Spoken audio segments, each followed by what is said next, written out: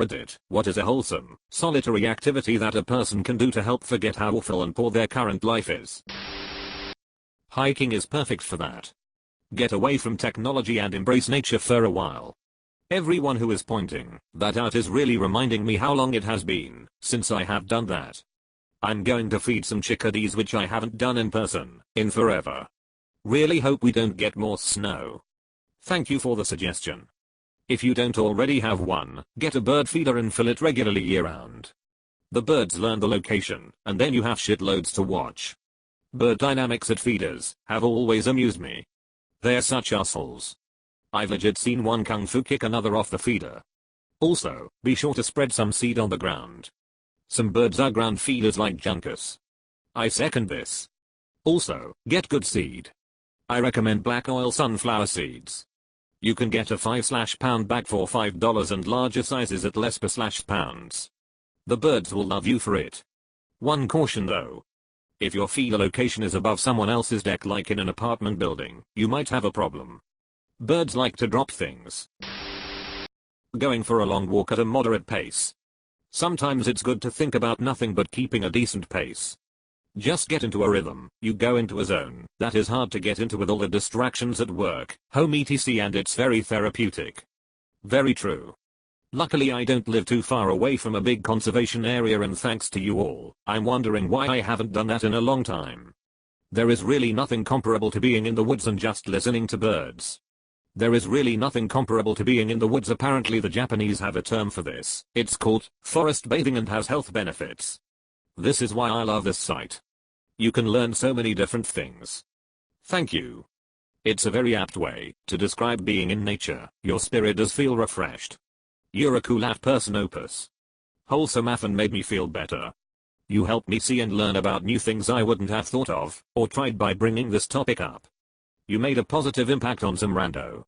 Me. I hope we all made you feel better too. I like to go on a scavenger hunt by myself sometimes. I make a pretty ridiculous list and it's oddly specific, like man who looks constipated and dog that refuses to walk, so they make the owner carry them. It's something that gets me out of the house. Just walking around is fine too, but scavenger hunts are fun. Edit, I made a sub for us all to have some fun. This will be my first time running a sub, but I've reached out to people for some help. Let's get searching. Also, thanks to for the name, it's great. What? That sounds like a really fun thing to do. Like counting only blue cars or something. Dude, that is a really awesome source idea. And did you ever find a guy who was constipated? Lol. Only men who look constipated, unfortunately. Bunch of them in the business district. Pardon me sir, but I'm trying to win a scavenger hunt against myself. I need to know when you had your last bowel movement. Set a timer for 5 minutes and clean as much as you can. Becomes a fun game. Repeat daily. Edit, I guess this one really hit home. Thanks for all the nice comments. The struggle is real. It's actually amazing how much you can clean in 5 minutes. Every time I wonder why I instead spent hours procrastinating. Hours? Not weeks. Amateur hour over here. Doodling, then coloring it in. It's completely focusing, but mindless for me.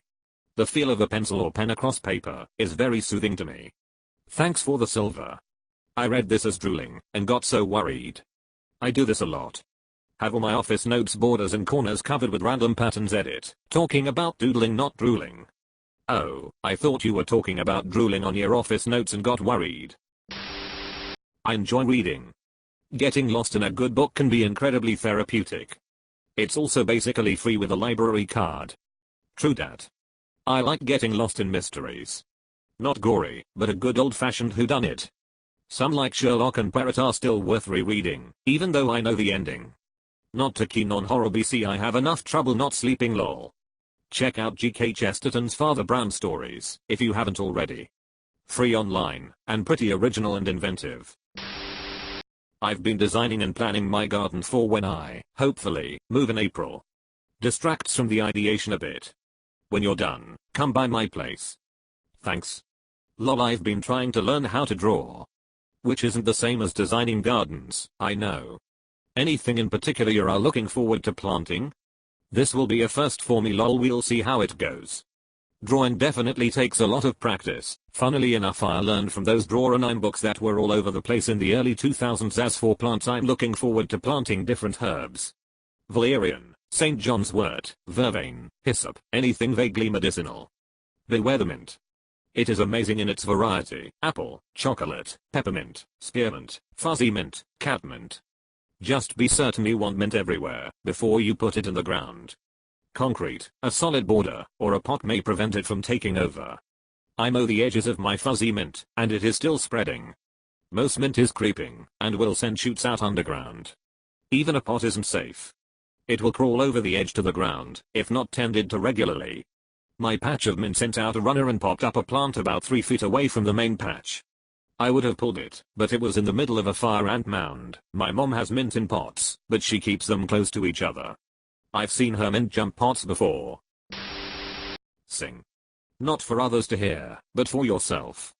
There is something about singing your favorite songs that calms the mind. If it gives you even just a little more energy to face the day ahead, then it succeeds. Edit. Thanks for silver. One of my favorite things to do is to sing in the car to and from work. I do this, just wish it didn't sound so bad. I put myself off sometimes. I just turn the volume up until I can't hear myself anymore. I've been suicidal for a good bit, but sometimes the key really is to look out for you in small ways. Like, if your brain wants to do something, chase that bit of passion.